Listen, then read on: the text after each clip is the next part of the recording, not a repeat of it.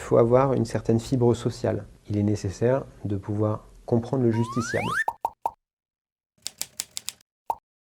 Je suis Benoît Ledévédec, doctorant à l'Institut de criminologie et de droit pénal de Paris, à l'université Panthéon-Assas Paris 2. Je suis juriste en parallèle au CRIAV d'Île-de-France et membre du comité d'éthique des hôpitaux de Saint-Maurice. Alors malheureusement, des conseils pour rejoindre le milieu du droit, je ne vais pas en avoir énormément.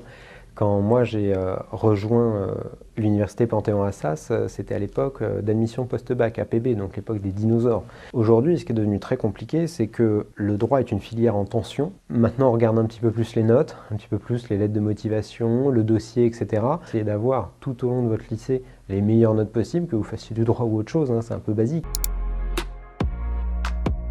Faites des stages un maximum. Prenez par exemple des vacations aussi dans les tribunaux. Au moins, si vous êtes sérieux sur ça, vous allez être repéré. Qui vont se dire, bon ce jeune étudiant, il travaille bien, donc on va peut-être le prendre l'année suivante quand il demandera à faire un stage vraiment dans la juridiction. Il peut aussi y avoir des petits CDD et qui vous montreront tout autant de choses qui en plus, sur un CV, sont vraiment une très bonne ligne.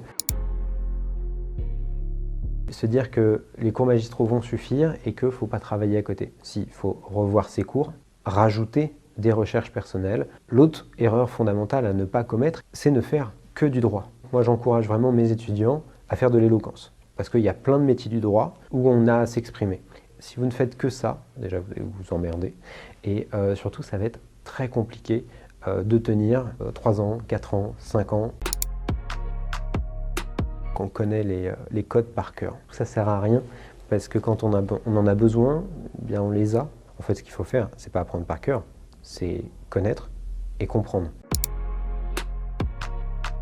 Il y a évidemment la rigueur. Ce que je dis toujours, c'est qu'une porte, elle est fermée ou elle est ouverte. Si elle est entrouverte, c'est qu'elle est ouverte. Et bien le droit, ça fonctionne un petit peu de la même chose. Il faut avoir une certaine fibre sociale. Il est nécessaire de pouvoir comprendre le justiciable. Il est surtout et aussi content qu'on puisse lui expliquer simplement les choses et comprendre ses émotions.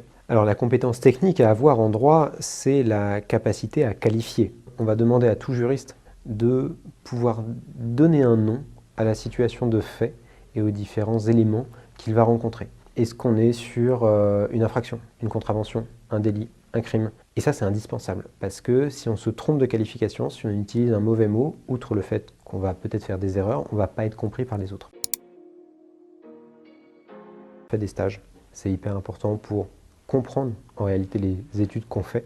Et le deuxième conseil, c'est va à la bibliothèque, parce que j'ai passé trop de temps durant ma licence à ne pas suffisamment questionner ce que disait la doctrine. Ok, j'ai compris ce qui a été dit dans le cours, ça me suffit. Non, ça suffit pas, il faut aller plus loin. Ce qui permet de faire passer une note de 10, 11, 12 à 13, 14, 15, 16. Voilà, ça c'était ce qui m'a manqué pour avoir, je pense, une plus grande aisance dans mes études pour mieux comprendre ce que je faisais et pour être plus technique et plus précis et plus rigoureux.